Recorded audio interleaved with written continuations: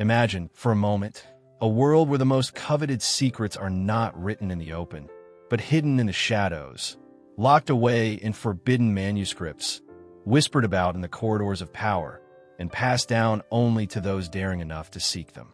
Picture a single, ancient volume, its leather cover worn by centuries of clandestine hands. The title, barely legible, reads, The Art of Seduction, not by Casanova, not by some modern self-help guru, but by Niccolò Machiavelli himself.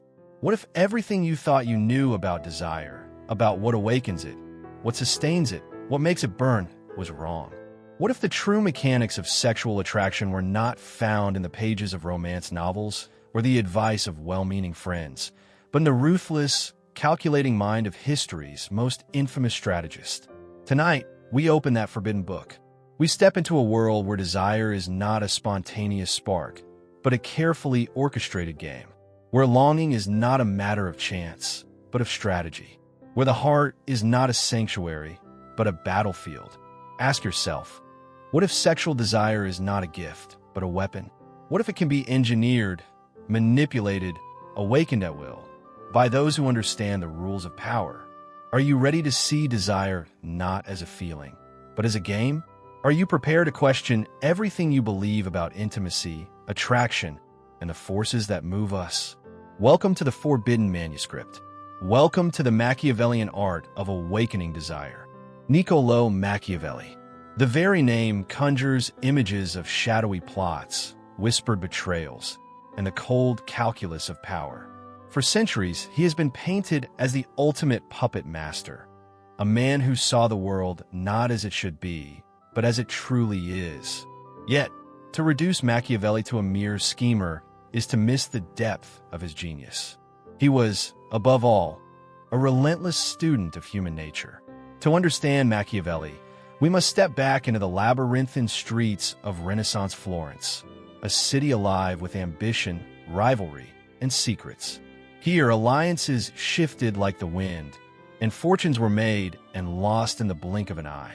In this crucible of intrigue, Machiavelli observed the raw mechanics of power, how it was won, how it was lost, and, most importantly, how it was desired. But what if Machiavelli's insights were not limited to the grand stage of politics? What if the same forces that drive men to seize thrones also govern the subtler, more intimate realms of human connection? Consider this. The pursuit of power and the pursuit of desire are not so different. Both are games of anticipation, of reading hidden motives, of knowing when to advance and when to retreat. Both require an understanding of what people truly want and what they fear. Machiavelli wrote for princes, but his observations cut deeper than any crown or kingdom. He saw that beneath every negotiation, every alliance, every act of seduction, lies a fundamental truth.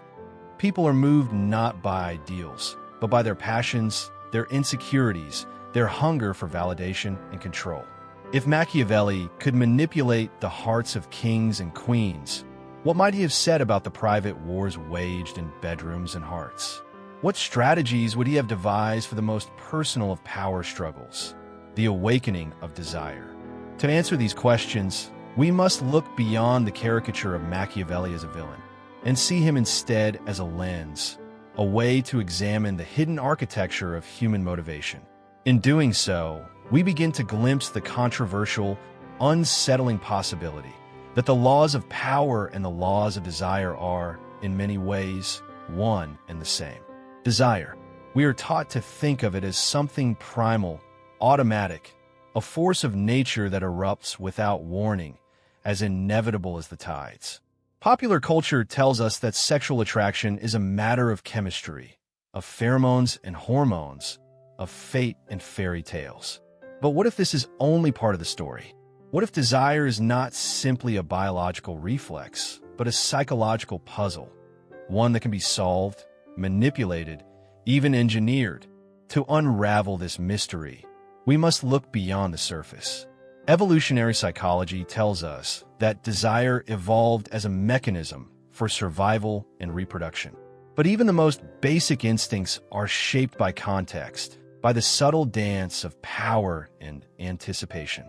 Attachment theory reveals that our earliest relationships, how we were loved, how we were left, leave invisible fingerprints on our adult desires. Social conditioning, too, plays its part, teaching us what is desirable, what is forbidden, and what is worth pursuing. But Machiavelli would have seen something deeper. He would have noticed that desire thrives not in certainty, but in uncertainty. It is not the lover who is always available who is most desired, but the one who is just out of reach. The one who withholds, who creates mystery, who leaves questions unanswered. This is the art of unpredictability, the same principle that keeps courtiers on edge, that makes kings fear betrayal, that turns a simple glance into a promise or a threat. Consider the classic psychological experiments. The scarcity principle, where people value what is rare or hard to obtain. The intermittent reward effect, where unpredictable reinforcement creates obsession. The forbidden fruit phenomenon, where what is denied becomes irresistible. Each of these reveals a Machiavellian truth. Desire is not a straight line, but a chess game. Every move, every pause, every act of withholding is a calculated risk, a way of building tension and anticipation. Imagine a masked ball, where identities are hidden and intentions are veiled. The thrill is not in what is revealed, but in what is concealed. The mind races to fill in the gaps, to solve the puzzle, to win the prize. In the same way, sexual desire is awakened not by direct pursuit, but by the creation of longing, by making the other person wonder, wait, and want. So, is desire truly spontaneous? Or is it the product of unseen psychological forces, carefully orchestrated by those who understand the rules of the game? The answer, as Machiavelli might say, lies not in the heart, but in the mind, in the strategies we use, the stories we tell, and the power we wield, often without even knowing it. If desire is a game, then seduction is its strategy, a series of moves, each calculated to provoke, to entice, to unsettle. Machiavelli, the master of power, would have recognized that the same principles that sway empires can also ignite the most intimate passions. Here, we step into the shadowy realm of Machiavellian tactics, where the boundaries between authenticity and manipulation blur, and where the true nature of chemistry is laid bare. First, consider the power of absence. In a world obsessed with constant connection, absence becomes a rare and potent force. Machiavelli understood that people value what they cannot easily possess. Cleopatra, the legendary queen of Egypt, wielded this tactic with devastating effect. She was not always present, not always available. Her lovers, Julius Caesar, Mark Antony, were drawn to her not just by her beauty, but by her elusiveness. She created longing by stepping away, by making herself scarce, by letting desire ferment in the space between meetings. Modern psychology confirms this. Studies show that intermittent contact, rather than constant attention, heightens attraction and keeps desire alive. Next, the allure of mystery. Machiavelli knew that power lies in what is hidden. Casanova, the infamous Venetian seducer, never revealed all of himself. He was a master of suggestion, of half-truths and veiled intentions. He understood that the imagination is a more powerful aphrodisiac than any physical touch. When we do not know everything about someone, our minds fill in the blanks, often with fantasies far more compelling than reality. The unknown becomes a canvas for desire, and the seducer becomes both artist and subject. Then, the manipulation of status. Machiavelli wrote that people are drawn to those who possess power, or at least the appearance of it. Status is magnetic. It signals value, confidence, and the ability to provide or protect. Throughout history, figures like Lord Byron or Mata Hari captivated audiences not just with their words or looks, but with their aura of importance, their sense of being desired by others. Social proof, as psychologists call it, is a powerful driver of attraction. When someone is seen as valuable by many, their desirability multiplies. But Machiavellian seduction is not all about strength and distance. There is also the calculated use of vulnerability. To reveal a weakness, a secret, or a wound at the right moment is to invite intimacy, to create a bond that feels authentic and rare. Yet, as Machiavelli would warn, even vulnerability can be a tactic, a way to disarm, to lower defenses, to draw someone closer. The line between genuine openness and strategic revelation is razor thin. These tactics, absence, mystery, status, vulnerability, are not new. They are as old as human desire itself, woven into the stories of history's greatest lovers and manipulators. But what is new is our willingness to see them for what they are, not accidents, not fate, but the result of subtle power dynamics at play. This is the uncomfortable truth. Much of what we call chemistry is not a magical connection, but a carefully balanced exchange of power. We are drawn to those who challenge us, who keep us guessing, who make us feel both desired and uncertain. The thrill of the chase, the agony of waiting, the ecstasy of being chosen. These are not random emotions, but the predictable outcomes of a game as old as time. Yet, as we peer into this dark art, we must confront difficult questions. Where does seduction end and manipulation begin? Can desire ever be truly authentic if it is engineered? What does it mean for consent, for trust, for love itself? If our most intimate feelings can be shaped by tactics and strategy, if desire can be awakened, manipulated, even manufactured, what does that mean for love? Is it a genuine connection, or just another move in the endless game of power? The answers are as elusive as desire itself, waiting in the shadows for those brave enough to seek them. In the Renaissance, Machiavelli's world was one of handwritten letters, secret meetings, and carefully orchestrated encounters. Today, the game has moved online. The battlefield is digital, the weapons are algorithms, and the players are countless. Desire, once a private negotiation, is now a public spectacle, curated, quantified, and commodified. Consider the architecture of modern dating apps. Swipe left, swipe right, a simple gesture, but beneath it lies a complex web of psychological triggers. Profiles are crafted with the precision of political propaganda. The right photos, the perfect bio, a hint of mystery, a flash of vulnerability. Each choice is a calculated move, designed to maximize attention and minimize rejection. The scarcity principle is alive and well. Matches are rationed, messages are delayed, and the illusion of endless options keeps users coming back for more. But the real Machiavellian genius is not in the users, but in the systems themselves. Algorithms, invisible and impartial, decide who sees whom, who gets noticed, who is left in the digital shadows. These algorithms are not neutral. They're designed to keep us engaged, to stoke desire, to create just enough uncertainty and anticipation to make us crave the next match, the next message, the next fleeting connection. The game is rigged, but the rules are hidden. Social media amplifies these dynamics. Status is measured in likes and followers, desirability in comments and shares.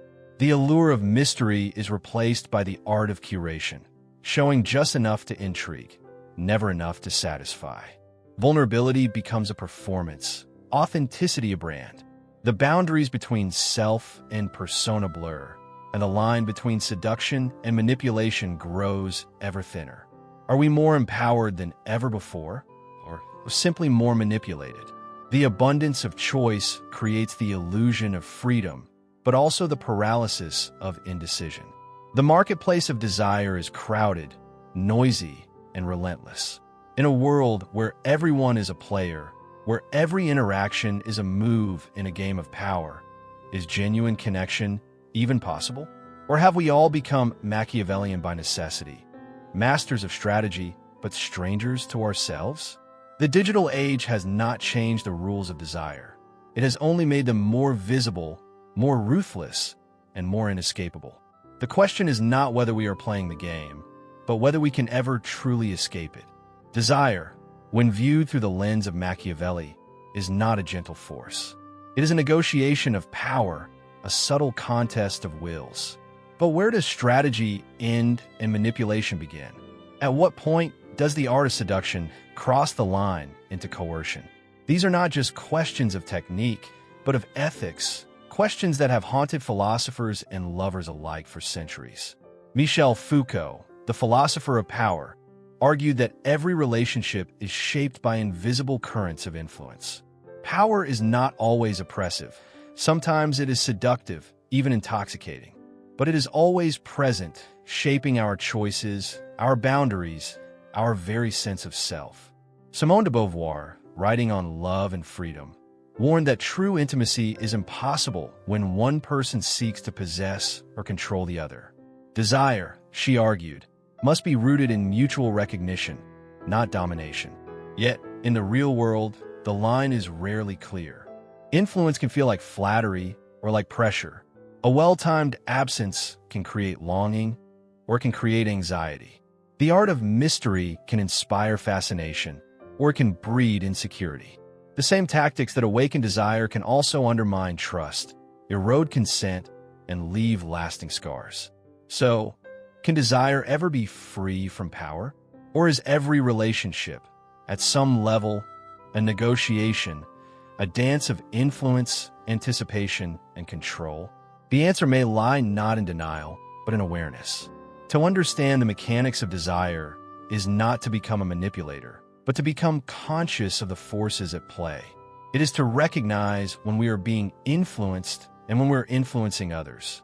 It is to set boundaries, to communicate openly, to seek not just pleasure, but respect and understanding. If wielded responsibly, the knowledge of desire's mechanics can lead to deeper, more ethical connections. It can empower us to choose rather than to be chosen, to seduce rather than to be seduced, to love rather than to conquer.